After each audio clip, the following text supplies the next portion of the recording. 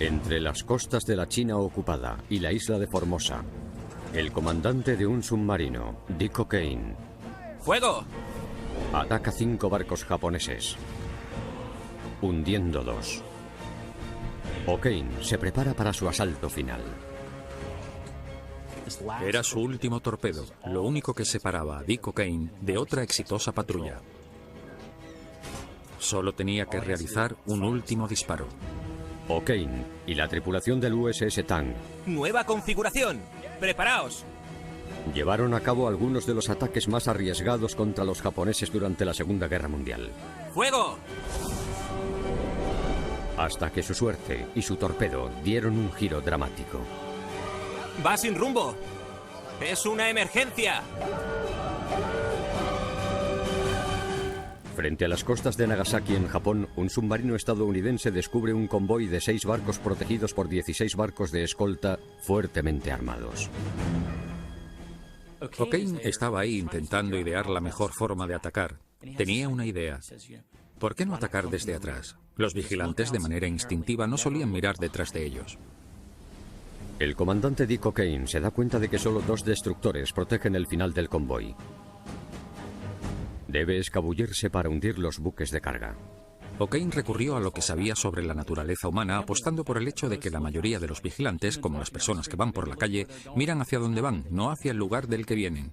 ¡Rumbo constante!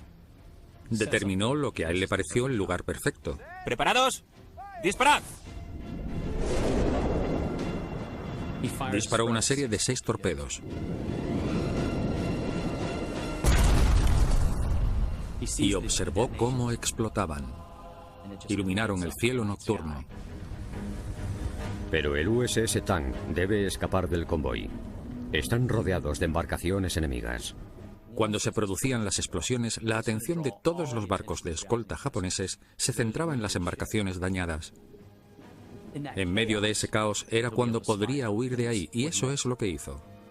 O'Kane pensó que había tenido éxito ya que había hundido 2 barcos. Informes de la posguerra indican que en realidad hundió 4 barcos. Ese fue el ataque estadounidense de más éxito en el Pacífico durante la Segunda Guerra Mundial.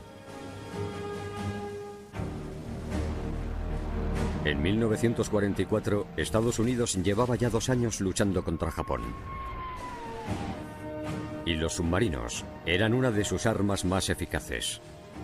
El comandante del USS Tang, Dick O'Kane, alcanzó la madurez en otro submarino, el USS Wahoo, bajo las órdenes del legendario patrón Dudley Marsh Morton.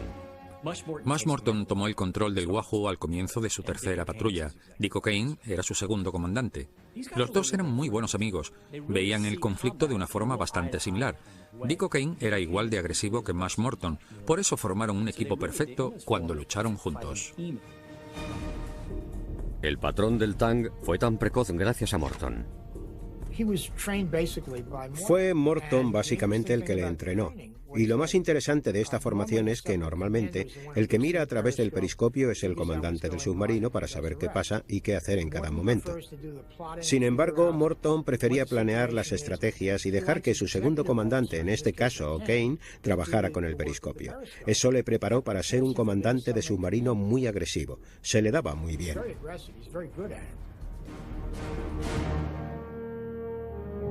Tras 5 patrullas con el Wahoo, O'Kane se queda en tierra para convertirse en el comandante del nuevo Tang. Ese ascenso pudo salvarle la vida. 3 meses después del ascenso de O'Kane, a Morton y a su Wahoo se les declara perdidos y posiblemente hundidos.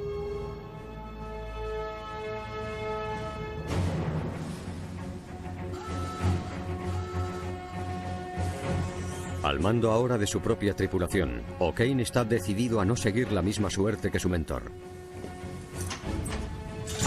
Y para ello hace que su submarino y su tripulación pasen una peligrosa prueba. La mejor táctica para un submarino es sumergirse para huir de sus enemigos. Para eso lo mejor es aumentar la profundidad a la que te sumerges porque esa es la única ventaja que tienes.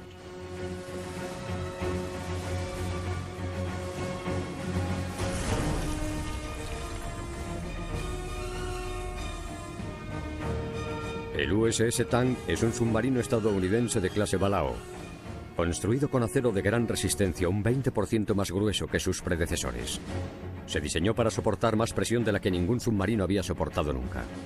El submarino de clase Volao era sin dudas el submarino más vanguardista con el que contaba Estados Unidos.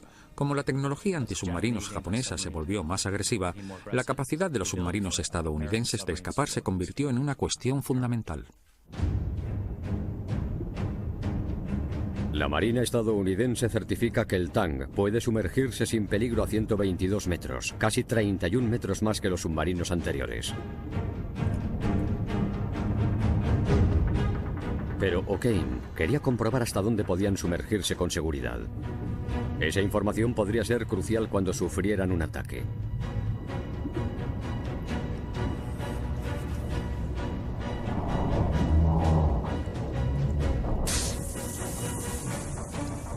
Algunos de sus delicados aparatos no pueden soportar la abrumadora presión del océano, cuando se sumerge 61 metros más de lo indicado. Volvamos a la superficie. Sí, señor. A la superficie, a la superficie.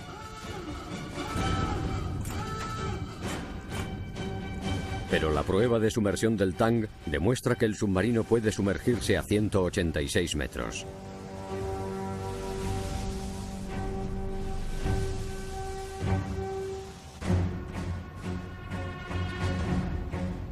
Cuando las fuerzas enemigas se movilicen, O'Kane necesitará toda la ayuda posible. Los japoneses finalmente se dan cuenta de la amenaza que suponen los submarinos estadounidenses para su país y establecen una enorme flota de escolta que alcanza las 60 embarcaciones. La gran flota de escolta se creó para proteger a los barcos japoneses. El objetivo era asignar un número X de barcos, normalmente 3 o 4, para escoltar a unos 12 buques mercantes y acompañarles en su viaje. Algunos barcos de escolta transportaban hasta 300 cargas de profundidad, bombas submarinas diseñadas para explotar a una cierta profundidad. Su objetivo era dañar el casco de los submarinos.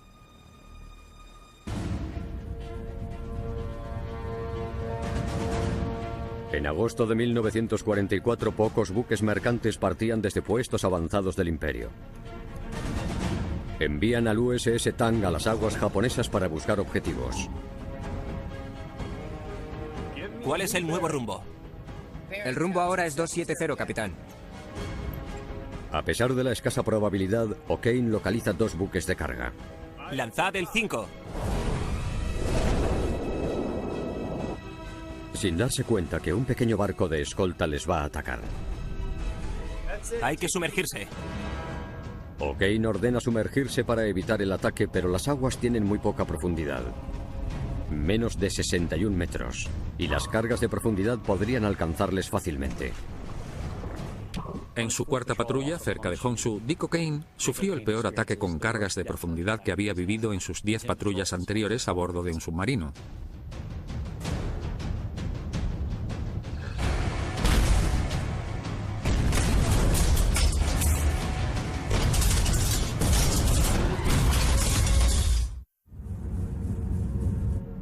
Tras una primera oleada de cargas de profundidad que sacuden el submarino, el barco enemigo llevó a cabo 4 oleadas más, soltando más bombas cada vez.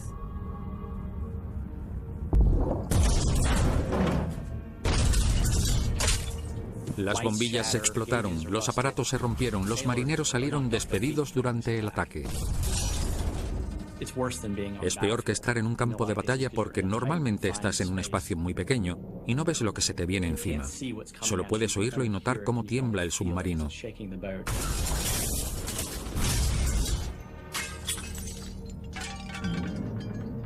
Cuando un submarino se hunde, se suele hundir con alguien dentro. Cuando estás debajo de la superficie, tus posibilidades de sobrevivir son muy escasas. O'Kane y sus hombres saben que solo ha habido un caso en el que se ha rescatado a la tripulación de un submarino. En 1939, 33 marineros fueron rescatados en una cámara hiperbárica después de que el USS Squalus se hundiera durante una prueba en el Atlántico. La ubicación del submarino cerca de las costas estadounidenses logró que el rescate fuera posible. 5 años después y a miles de kilómetros de distancia, O'Kane ordena girar totalmente a la izquierda y escapar a máxima velocidad hacia el océano abierto, preocupado por si su submarino no puede aguantar ninguna bomba más. 38 minutos después del ataque del barco enemigo, este pierde el contacto con el submarino. Y el Tang logra escapar. El prolongado ataque hace mella en la tripulación. O'Kane y su segundo comandante Murray Frazee estaban sentados en la sala de los oficiales. Frazee miró a O'Kane y este hizo un gesto con la mano como si tuviera un vaso. Y ese fue un gesto para decirle que ya era hora de sacar la medicina para los ataques con cargas de profundidad. Esta medicina era básicamente brandy. Era una buena forma de calmar los nervios de los marineros. Cuando te enfrentas a un escalofriante ataque con cargas de profundidad, a veces un trago de alcohol es lo que necesitas.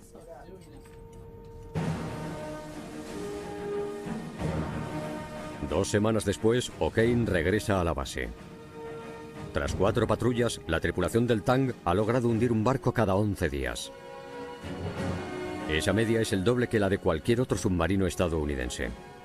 En 4 patrullas, Dick O'Kane hundió 17 barcos, unas 72.000 toneladas, y estaba como loco por volver a la acción.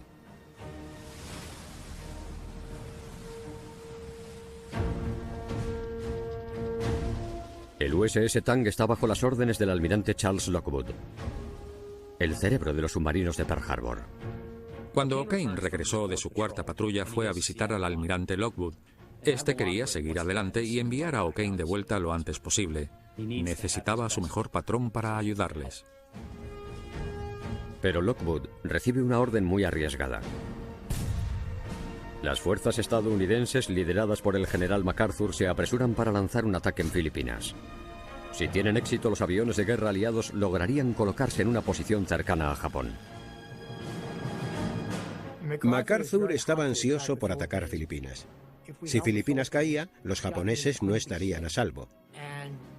En ese momento, los japoneses se dieron cuenta de que si no nos frenaban, nuestro siguiente destino sería Japón.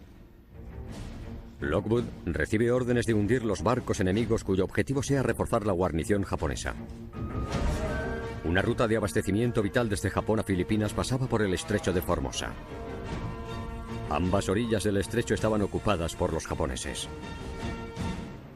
El estrecho de Formosa o Taiwán era uno de los pasos más seguros para los buques mercantes japoneses. Pasaban muy cerca de las orillas y ambas estaban protegidas por aviones con base en tierra. Era una ruta muy segura, probablemente la más segura que podían tomar. Lockwood acude a O'Kane, uno de sus mejores comandantes de submarinos, para cortar este paso tan crucial. La 5ª patrulla del Tang llevará a la tripulación al estrecho de Formosa, pero antes de partir deberán reabastecerse. Sin embargo, resulta sorprendentemente muy complicado encontrar torpedos. Los torpedos de marca 14 usados previamente en la guerra resultaron ser defectuosos. El marca 18, que pasa inadvertido, se diseña para reemplazar al deficiente marca 14. Los marca 14 son torpedos de vapor. Eso significa que dejan detrás de sí un rastro de burbujas. Por lo tanto, si te lanzan uno de estos torpedos, existe la posibilidad de que lo veas venir. Un torpedo eléctrico no emite ninguna burbuja. Por eso los alemanes introdujeron ese tipo de torpedos. Los estadounidenses los copiamos añadiéndoles características propias y así surgieron los torpedos marca 18. La idea era que no les vieras llegar, así funcionaban mejor.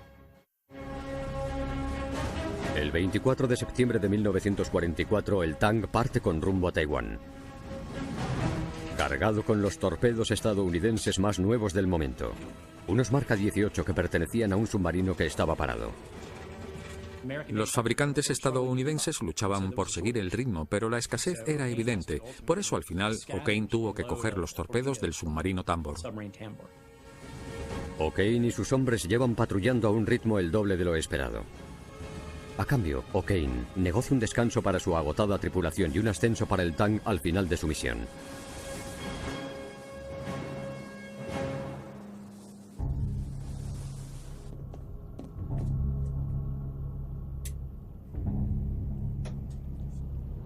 Tras 2.400 kilómetros de viaje, la época de tifones en el Pacífico ralentiza el avance del Tang. Cuando el Tang se dirigía al estrecho de Formosa, se topó con un fuerte oleaje que acabó derivando en una intensa tormenta. Las olas rompían contra el submarino. El Tang se movía hacia adelante y hacia atrás. O'Kane se dirige a cerrar la escotilla. La situación da un giro alarmante. O'Kane estaba realizando una rueda de reconocimiento. Entró en la sala de los motores y de repente se cayó y se le quedó un pie enganchado en la parte inferior de una escalera. Se rompió varios huesos del pie. A partir de entonces tuvo que dirigir el submarino desde su camarote.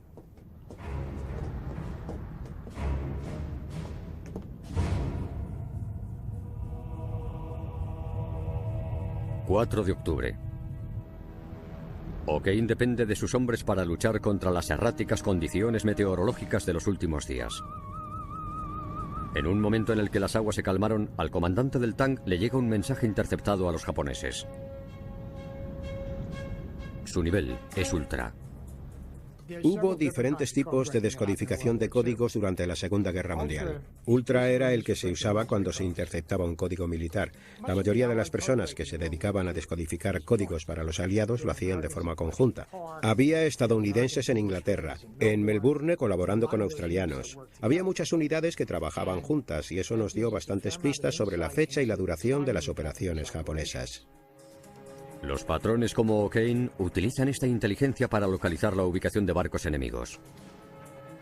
Basándose en los datos de la inteligencia, estos submarinos podían dirigirse directamente a la ubicación por la que esperaban que pasaran convoyes o unidades navales japonesas.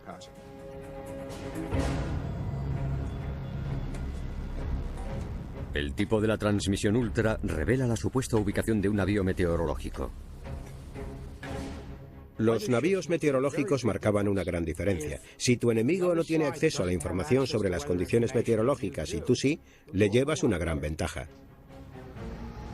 Las coordenadas están dentro del alcance del submarino, pero la tormenta amenaza gravemente el plan de ataque de O'Kane.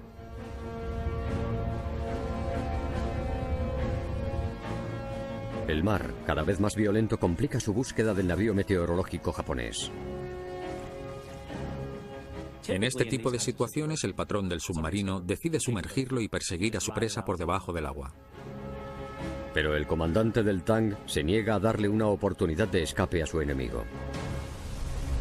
Navegan por la superficie para que sus vigilantes puedan buscarlo a pesar de la lluvia. Era muy peligroso para esos marineros subirse al castillo del submarino durante una tormenta tan fuerte. Podrían golpearse o caerse de allí. O'Kane estaba en una situación complicada. Por un lado tenía que colocarse en posición y por otro corría el riesgo de perder el submarino si no tenía cuidado. Al igual que O'Kane, el tiempo es incansable. Cerca de las 3:30 de la madrugada, el violento viento obliga a los vigilantes a abandonar la cubierta. El Tang ha caído en las garras de un tifón. En su momento más álgido, las olas llegaron a medir 30 metros. Muchos de los hombres a bordo del Tang pensaron que hasta allí habían llegado. El mar golpea la parte izquierda del Tang, agitando con furia el submarino de O'Kane. En un momento dado miró el inclinómetro y se dio cuenta de que la inclinación del Tang era de 70 grados. Preguntó, ¿volverá a bajar? Y su segundo le dijo, a veces no vuelven a bajar.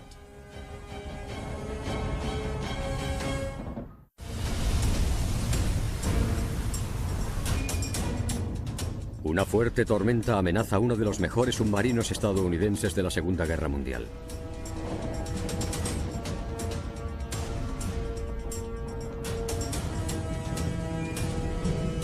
Si el comandante O'Kane intenta sumergirse ahora para escapar del mal tiempo, las olas podrían volcar el USS Tang. Tuvo que seguir navegando por la superficie y atravesar la tormenta, y eso es lo que hizo. Cuando por fin terminó, la tripulación sintió un alivio inmenso. Después de sobrevivir a aquello, ¿qué podría ser peor? El navío meteorológico japonés, si alguna vez llegó a estar en esas coordenadas, ya no estaba. Desviado de su rumbo, O'Kane y su tripulación se dirigen a la zona oeste de Formosa, controlada por los japoneses, donde las fuerzas aliadas preparan un bombardeo crítico. Atacan aeropuertos clave destruyendo cientos de aviones enemigos para mermar la capacidad de Japón para repeler el asalto de MacArthur en Filipinas.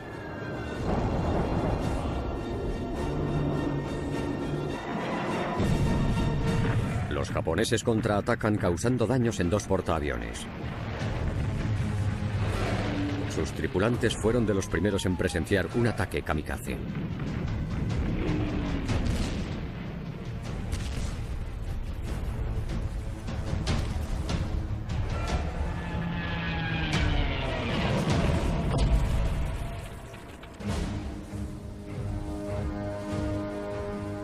El USS Tang llega en medio del caos para unirse a la batalla. La misión de O'Kane es hundir barcos de transporte para el reabastecimiento de las tropas japonesas en Filipinas. Los patrones, como dijo Kane, sabían cuál era su trabajo. Sabían que el éxito del ataque dependía de cuántos buques japoneses lograban hundir, de cuántas toneladas de bienes japoneses acababan sobre el fondo del mar. Por eso partieron con 24 torpedos y querían volver sin ninguno, querían lanzarlos todos.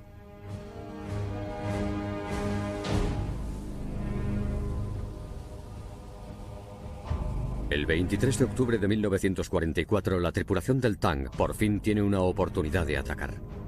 Los hombres encargados del radar del Tang detectaron muchas señales luminosas, tantas que pensaron que estaban frente a un archipiélago, hasta que comprobaron las cartas de navegación y vieron que allí no había ninguna isla.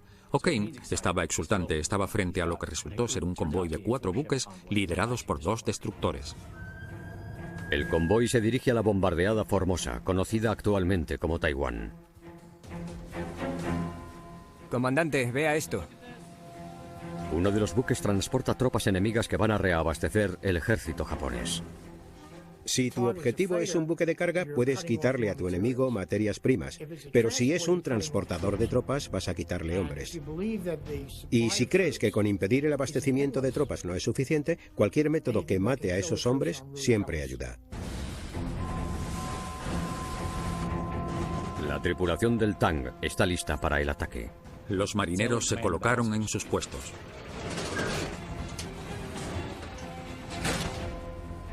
O'Kane debe lograr que el Tang atraviese la línea de los escoltas.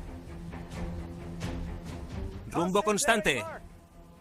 De repente, cuando uno de los destructores dejó por un momento la formación, vio su oportunidad y comenzó a dar un círculo enorme alrededor del convoy, comprobando y asegurándose de que todos los barcos estaban en línea.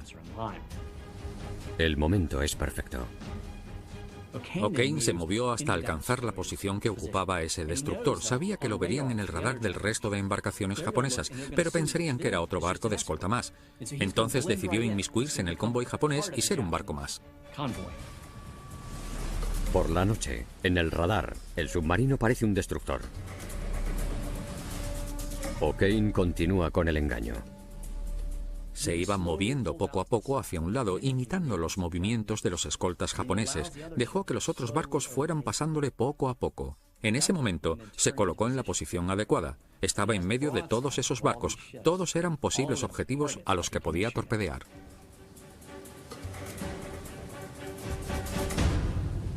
Hay que prepararlos. Vamos, vamos, no hay tiempo. Vamos, vamos. ¡Rumbo constante! El objetivo de O'Kane son los buques de carga del convoy. Casi todos enfrente de él y uno detrás. ¡Preparados! ¿Listos? ¡Fuego! Disparó 3 torpedos eléctricos. Como no dejaban rastro, no vieron cómo se acercaban. Preparado. ¡Fuego! Cada vez que disparaba sentía una sacudida, el temblor del submarino cuando el aire comprimido lanzaba los torpedos. Después tenía que esperar menos de un minuto y ver cómo la explosión iluminaba el oscuro cielo. El atrevido ataque de O'Kane enseguida hunde 2 barcos japoneses. Pero la emboscada revela la presencia del Tang. En ese momento uno de los barcos se giró y vio al Tang y se dirigió hacia él para intentar embestirlo. ¡Radar! ¡Dadme un rumbo! El transportador está a menos de 30 segundos de impactar contra el casco del Tang. Y no hay tiempo para sumergirse. Estaba atrapado entre barcos en llamas, no podía escapar, no podía sumergirse. Entonces ordenó girar totalmente hacia la izquierda a velocidad de emergencia. Lo hizo justo al lado de las embarcaciones japonesas.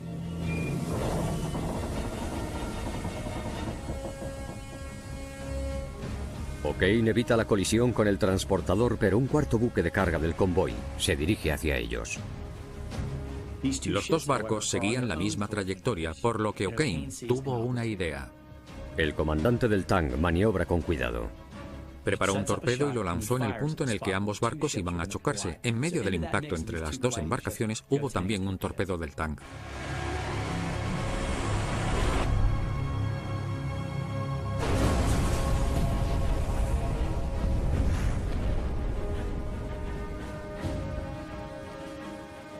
Provocó una auténtica carnicería. Los dos barcos chocaron y explotaron. A pesar de las llamas, él vio la destrucción que su torpedo había causado. En ese momento pensó, ya he hecho mi trabajo, y se alejó del convoy.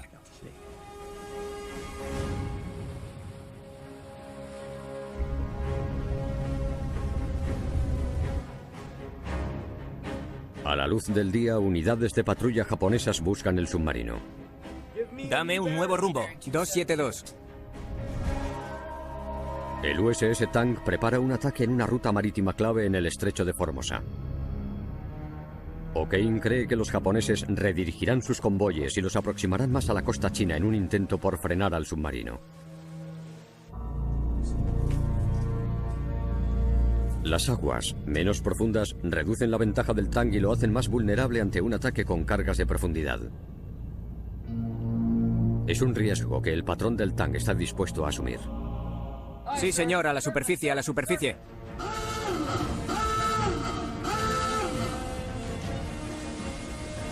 Si eres inteligente y agresivo, puedes obtener resultados muy buenos.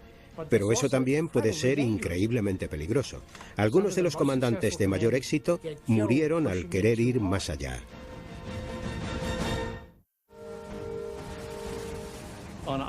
El 24 de octubre el radar del Tang detectó otro convoy. Era un convoy de 12 barcos que partía desde Sasebo, en Japón, y estaba escoltado por 5 barcos de escolta. Iban todos en línea. Si el convoy no está bien protegido, se convierte en un blanco muy suculento, más que en un lugar peligroso. Al estar en fila, algunos de los buques mercantes no aparecían en el radar. O'Kane se preguntaba por qué el convoy era así.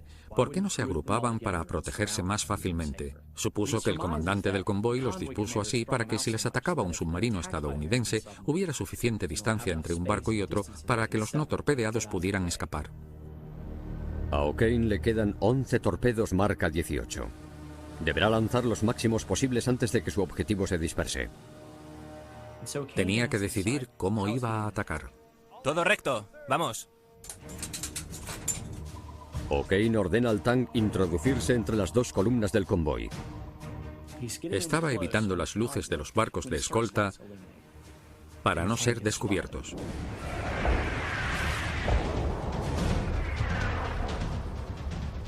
La tripulación se apresura a atacar a los buques de carga antes de que sus escoltas se movilicen. ¡Estad preparados! En cuanto vio un barco, disparó. ¡Fuego! 5 en camino. Después se centró en los demás y disparó una y otra vez.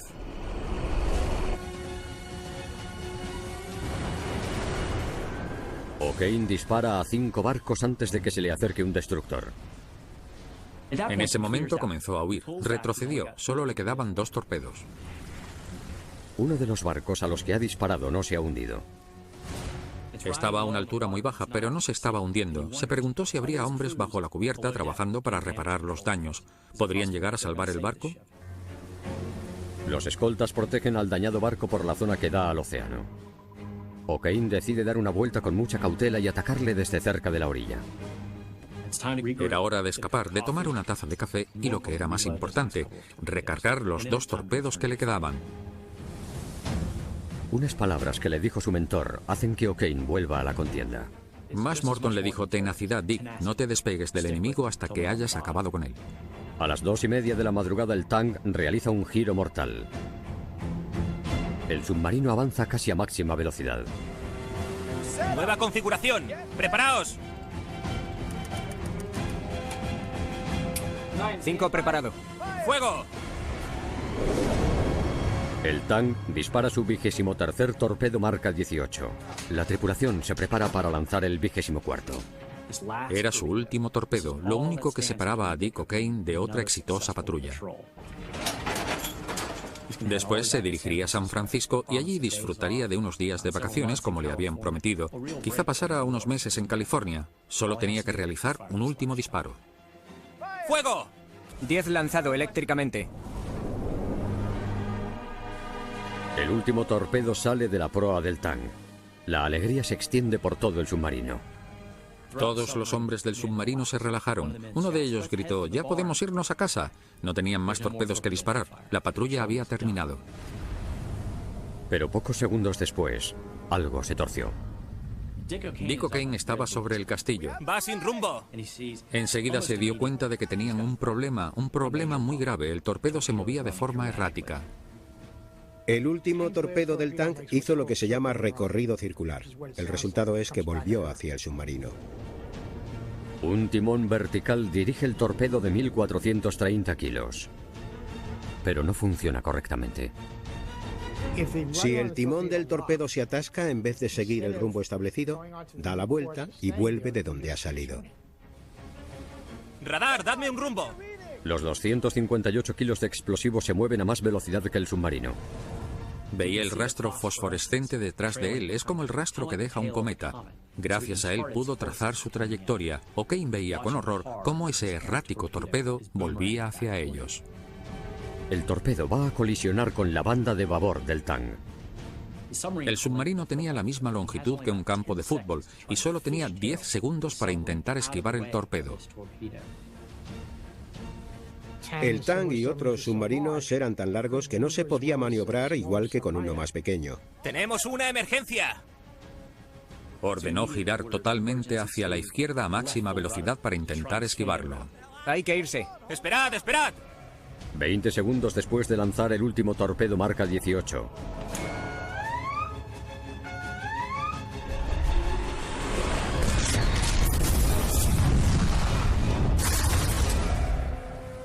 Este colisiona contra el submarino que lo disparó. El torpedo golpeó contra la popa del Tang, provocando un agujero enorme. Enseguida se empezaron a inundar todos los compartimentos de popa.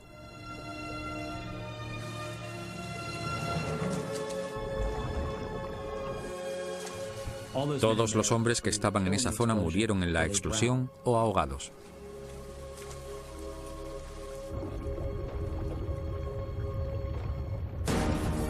El resto de la tripulación del Tang se sume en el caos. La explosión fue tan potente que levantó las placas de la cubierta. Rompió tuberías y destrozó maquinarias e instrumentos. La formación de sus hombres surtió efecto y comenzaron a cerrar las puertas herméticas de los compartimentos para intentar detener la inundación. Los marineros del submarino, que segundos antes estaban celebrando su vuelta a San Francisco, de repente se vieron inmersos en un horror cuando el agua empezó a inundar su embarcación. ¡Radar, vámonos! ¡Entre! ¡Espera! Desde arriba el patrón del Tang solo ve un oscuro océano. Veían cómo el nivel del agua subía y que había una nube enorme sobre el Tang. Eso era una señal inequívoca de un barco destrozado. Estaban sufriendo eso que tanto habían visto antes. Cuando el Tang se hundió, O'Kane y los vigilantes caen del castillo. El barco se movía como un enorme péndulo hasta que se posó sobre el fondo oceánico en el fangoso estrecho de Formosa.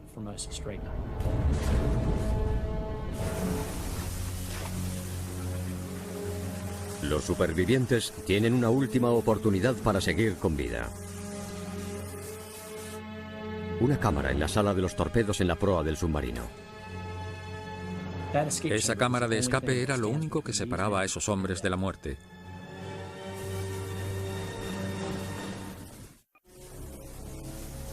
La proa, que aún contaba con aire suficiente, sobresalía del agua como una especie de cuchillo que luchaba por salir a la superficie. Pero con los barcos de escolta japoneses buscándoles, la parte expuesta del Tang les hace vulnerables. Les preocupaba que hubiera destructores japoneses entre los barcos de escolta porque sabían que la proa del submarino era un blanco fácil. Si no lograban ocultarlo, los japoneses sabrían exactamente dónde estaba y destrozarían el Tang por completo. La tripulación decide hundir su dañado submarino para ocultarlo mientras se preparan para escapar. Decidieron nivelar el barco, soltar todo el aire de los tanques de lastre delanteros y dejar que la proa del Tang bajara y se situara por debajo de la superficie. Cuando soltaron el aire, el Tang se hundió definitivamente.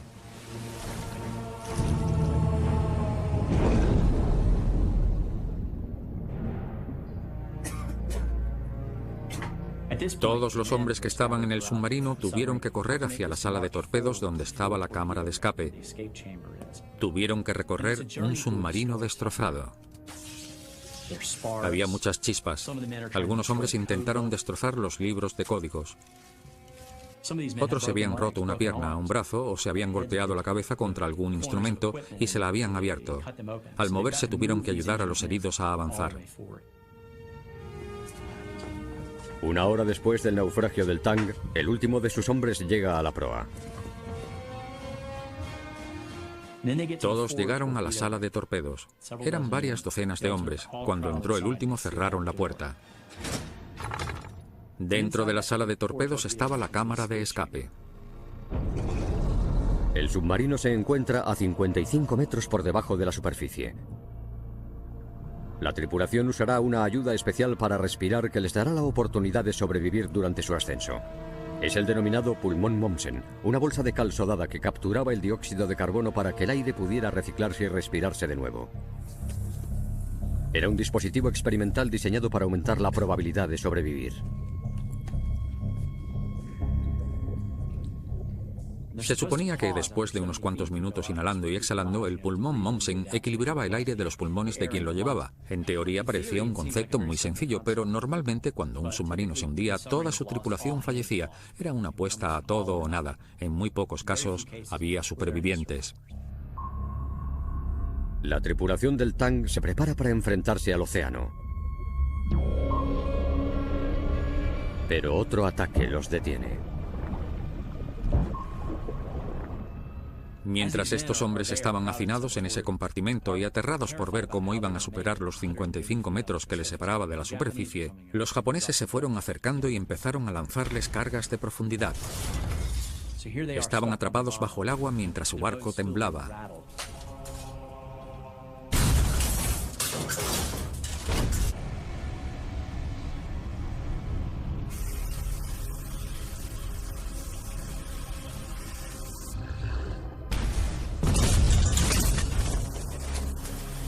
La indefensa tripulación se enfrenta a un último ataque con cargas de profundidad.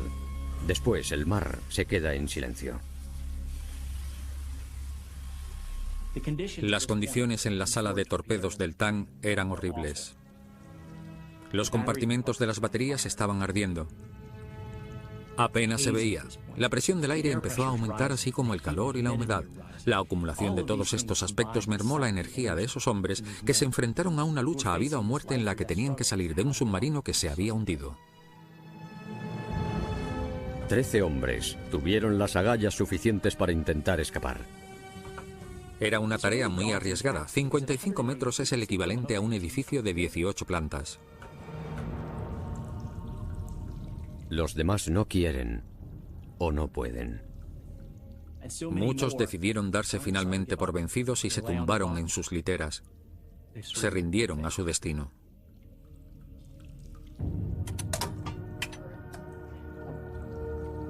A las 8 de la mañana, la escotilla de escape del Tang se cierra por última vez. En cuanto salieron vieron que todo estaba muy oscuro, no se veía nada. Cuanto más subían hacia la superficie, el agua que los rodeaba se volvía cada vez más clara.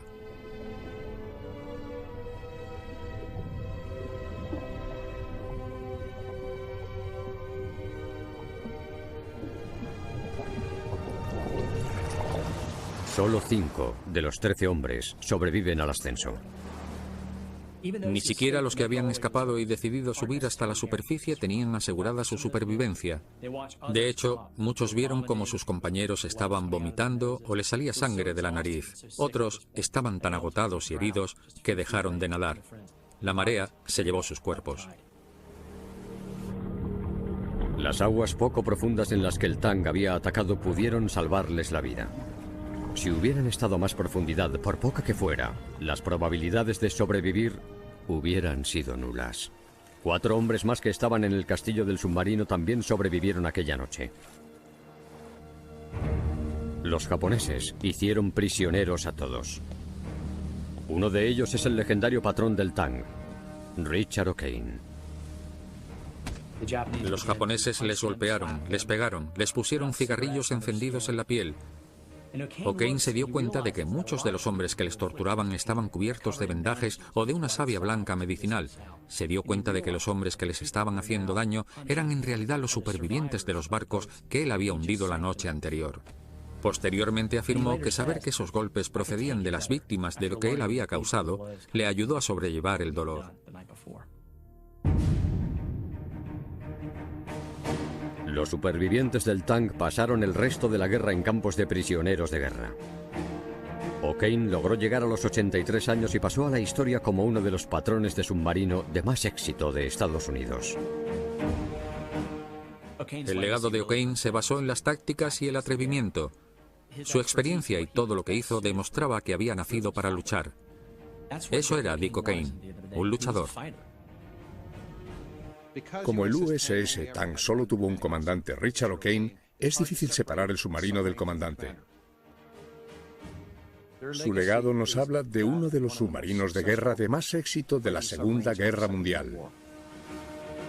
Al gozar de tan alta estima, al primer tipo de submarinos estadounidenses tras la guerra se le llamó USS Tang. Un último tributo al hombre y al submarino.